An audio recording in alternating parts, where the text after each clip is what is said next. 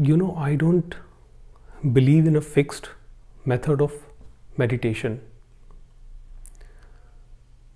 For me, meditation has been simply something where I sit quietly and observe my mind. So, in that, everything is allowed.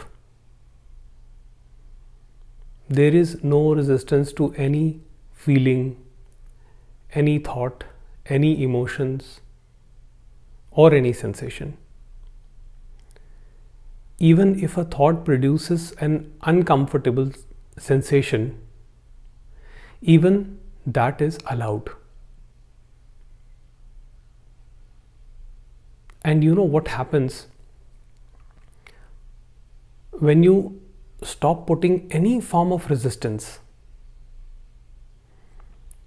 The mind has no space to explore further, in the sense that it does not stick to any thought, feeling, sensation, or emotion.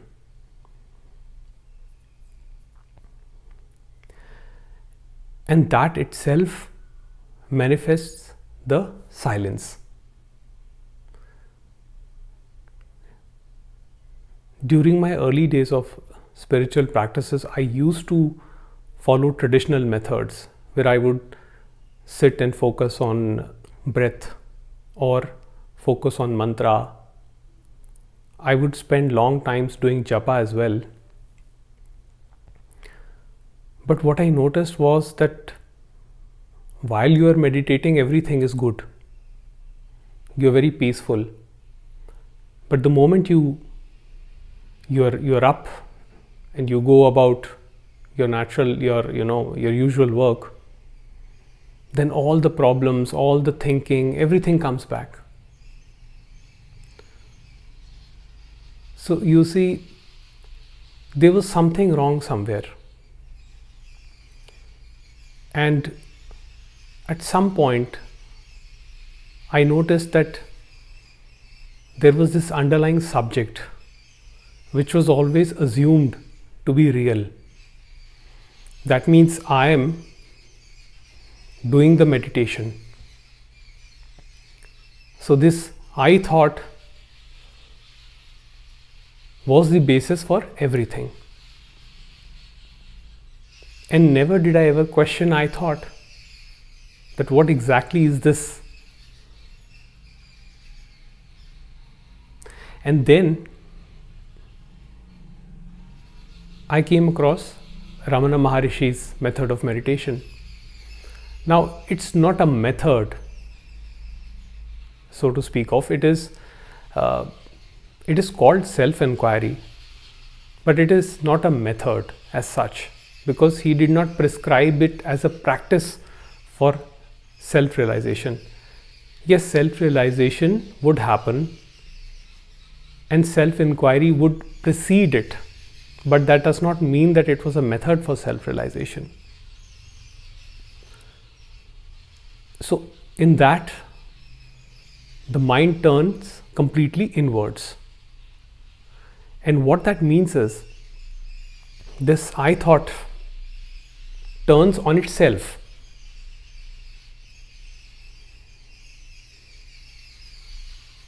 So the normal tendency of the mind is to flow outwards. Now, whenever you're sitting in silence in meditation, your mind will always drift in different directions. Oh, I forgot my bills. I have to pick up my kid from school. Did I forget to switch off my house lights? This is how the mind works. So when you are doing meditation, you think about office work, boss, and when you are busy in your work, then your mind craves silence of meditation. Then you want to sit and meditate. So this mind, the underlying feeling I, which is the root of all thinking, it is actually very mischievous, so as to, just to speak in that way, because it keeps attaching itself to different objects. One thought arises in consciousness and the I thought immediately sticks to it. I am having the thought. And that is how you become the thought, you become the thinking, and that is how the suffering happens.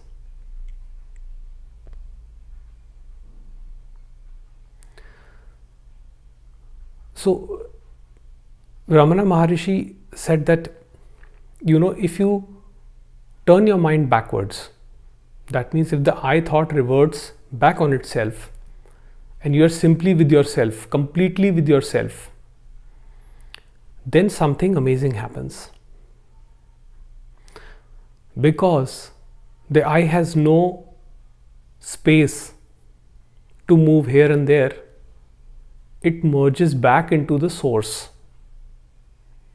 It merges back into the pure empty awareness from where it came.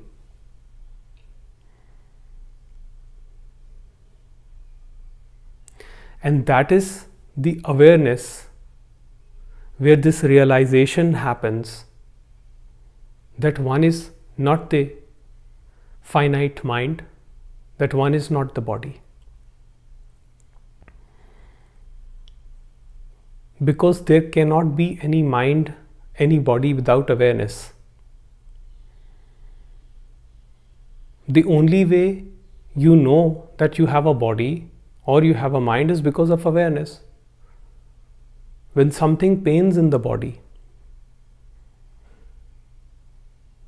the awareness, it is the awareness that enables that experience. So the awareness is the one that creates the personalized I. The awareness and I are not two, they are not different. They are one and the same.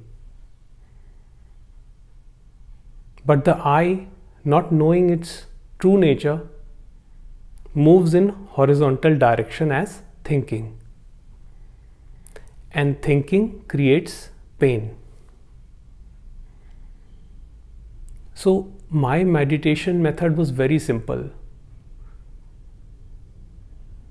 I would just do whatever came up in meditation and I would spontaneously allow everything to happen. So if I felt sleepy, I used to sleep in meditation. If I felt any uncomfortable feeling, I would feel it completely. If the resistance came up, I would watch the resistance. And then I would be left with this I. What is this I? And therein lies the answer. The answer to self-inquiry does not come by moving externally, by expanding the I. The answer comes by shrinking the I.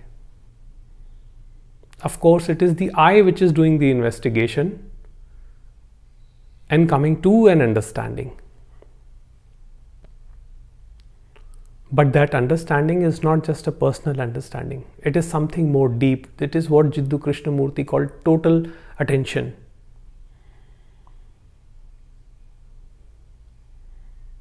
The total attention is not a biased attention.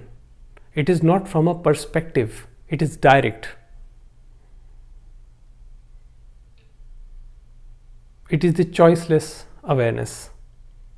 The moment choice comes up, the subject-object split comes up. And then you are again back in duality.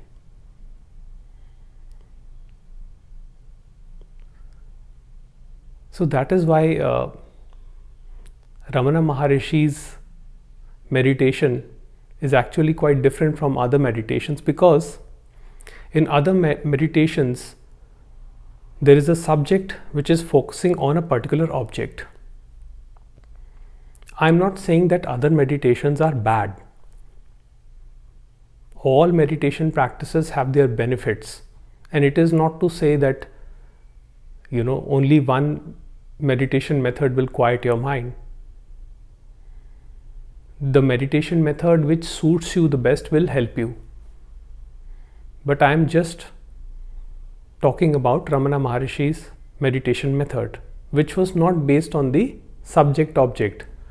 So in Ramana Maharshi's method, we would not focus on the breathing or reciting a mantra, and he never discouraged anybody from practicing that.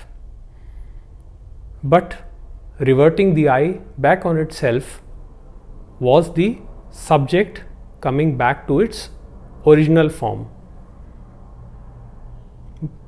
According to him, that was the most effective method of self-inquiry. Because this I thought, this I energy, this contraction, when it does not flow, it merges back into the source. Source being the pure awareness. There is nothing apart from consciousness or pure awareness. There is nothing other than the total awareness, the total attention. And that is the experience of wholeness, the choiceless awareness.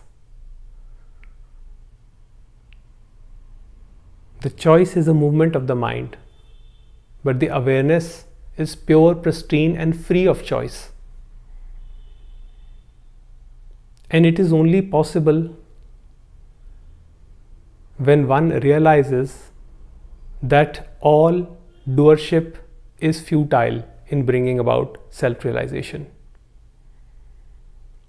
This mind-body organism is just an instrument of execution. It is just one object among many. So it cannot do anything to merge back into the source. When this is completely understood, fully understood and accepted by the I, then automatically the mergence, I'm using the word mergence, but it's not an accurate word. The mergence back to the source happens, and one realizes their true nature.